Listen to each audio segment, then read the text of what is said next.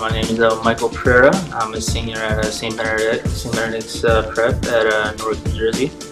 My story is on Pokemon Go and its influence and effects on teenagers. My name is Trina Sanyal. I'm a rising senior at Bridgewater Raritan High School. My digital project is how Asian Americans view the Black Lives Matter movement, and my written project is how teens are affected by police brutality. So my written project is about the racial tensions following the police-related killings in America. So I interviewed millennials, and I also interviewed people that grew up in the civil rights era, and my video project will be on the same topic. My written project is about what teenagers think about suburbia and public transit. My digital project is about the Indian American experience. Hi, I'm Alyssa Calvian.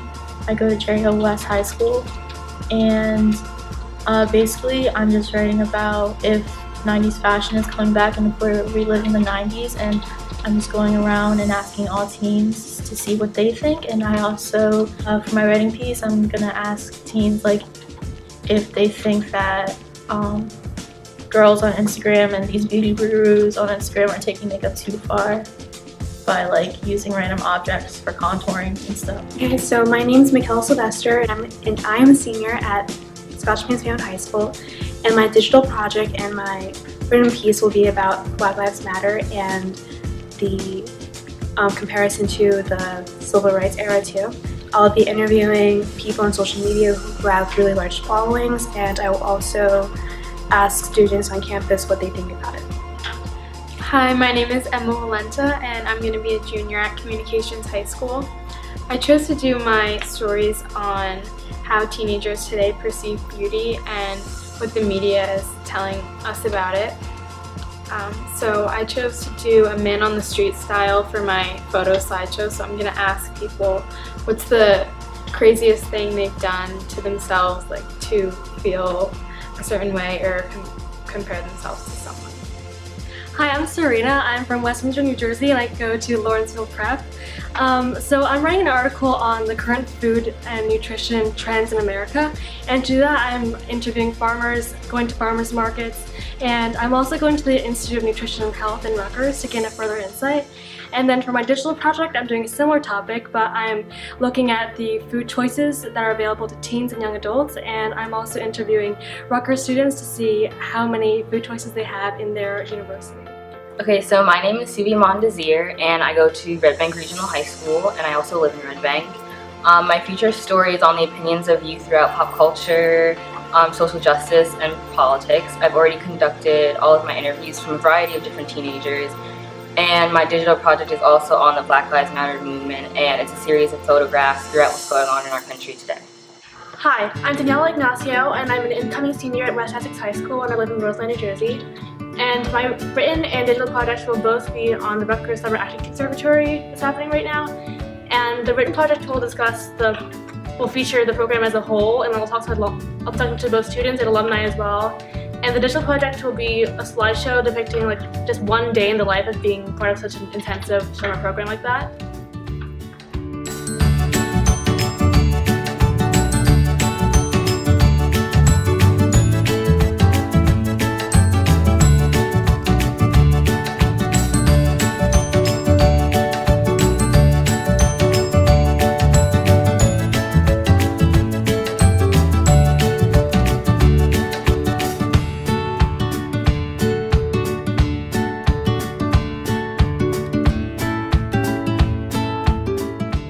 If you're going to consider the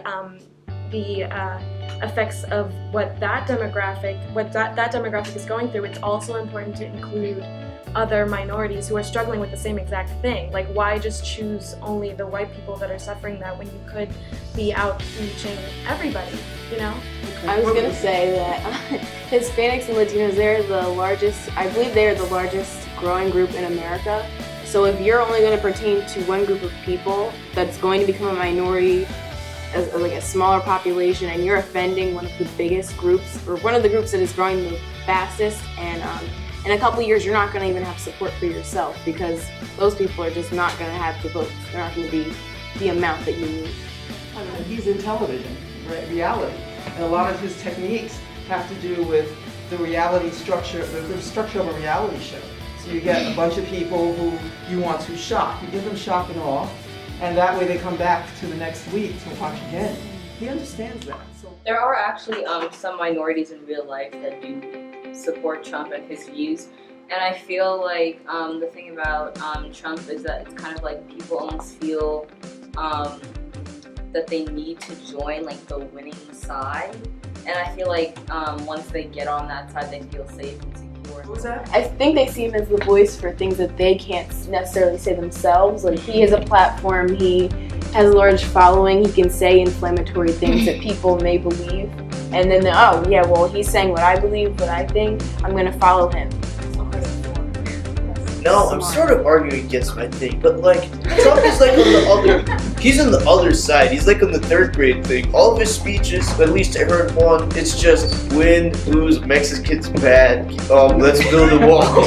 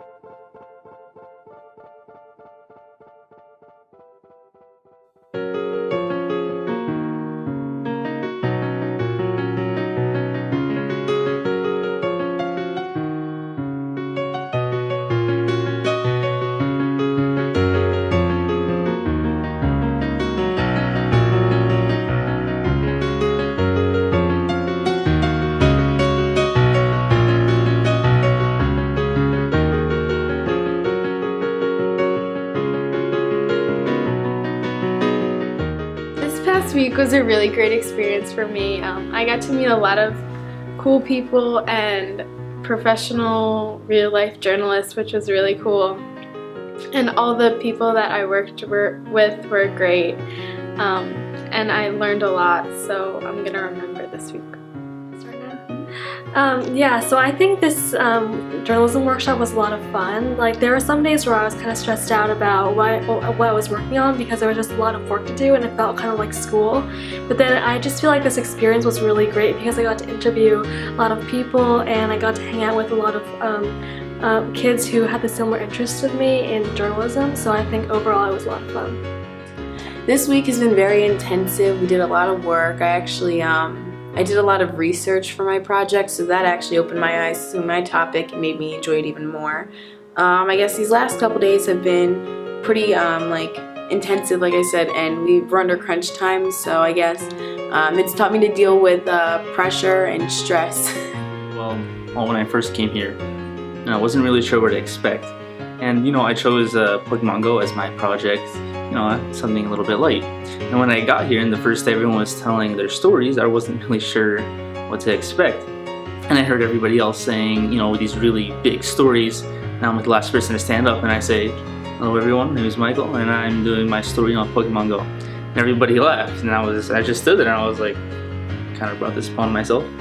But, I pulled through and I definitely think the story is coming out pretty well.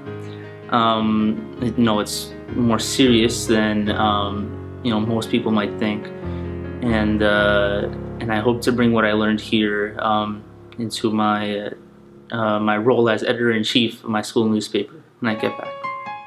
I felt it was a good experience. I learned many new techniques of how to write articles and get stories. I felt like my writing improved and also my storytelling ability improved through the program. I'm very happy for that. So this experience this past week at the Hugh Boyd Journalism Workshop has been very exciting. I've gotten to meet many journalists from the Asbury Park Press, and I received tons of advice from them regarding how to manage my newspaper and how to write better stories. I recommend the Hugh Boyd Journalism Workshop because it teaches you a lot and it's free, and and the coordinators, they try to include like cultural aspects of journalism and the alternative press, and like if you're a minority, you'll fit in because you get to report on what you want to do, and it's just a very nice experience, and I'm glad that I've done it. I'm more of like a personality type of writer and stuff like that, and I could be on the lines of production or being in front or behind the camera writing for some shows or maybe talk shows. This past week, I'm so at the point of exhaustion I could laugh at paint chipping off the wall, and it's been an experience, and I took away that I like writing more, and I'm going to continue on with that in my life. So throughout this whole experience, they've really given us so many tools to like help us as journalists, and I know like what it would be like to really be working with computers for like hours on end and like be able to like work in this kind of environment. And so I know that now this is something I really would love to do, and I would thrive in this kind of work. Okay, so this experience has been like really great for me overall, like getting one-on-one help with the coaches for the program, and like my school doesn't have like journalism opportunities, so like this program was perfect for me. Also, like everyone who's been here is like really supportive and really nice and funny, and I've never gelled with like a bunch of like strangers so well before, so that was like awesome. And I'm just like really thankful for this experience. Like it's definitely challenging at some points, like you're kind of sitting there like, wow, this is really hard, but then like after a while, like you kind of like realize like you have to challenge yourself and like push yourself to the best that you can do, and you'll come out with like the best results. So yeah. It's been interesting. It's been very stressful, and I've come very close to losing all of my work more times than I can count, more times than I've ever had that happen to me in my life. So it's like a mix of a terrible but really great but terrible experience at the same time, because it's like you're always on the verge of losing everything, but you're also really passionate about your project. So #journalism, am I right? I am extremely pleased at how things have gone. This has been a terrific group of kids. Could not have asked for a better group. Everywhere we've gone, every coach who has come in, every guest teacher has had nothing but praise for them. The intelligence, the work ethic, the focus. When we went off-site to visit at the T. Thomas Fortune House and the Asbury Park Press, again, everybody was just raving about this group of kids. This is our future, so it's exciting to see. And it's exciting to see that, you know, in the off hours, there can be just regular goofy teenagers, whether they're dipping their French fries in ice cream or sharing whatever videos. But, you know, it's been a great group of kids and a great experience. And it'll be exciting to see where they go from here.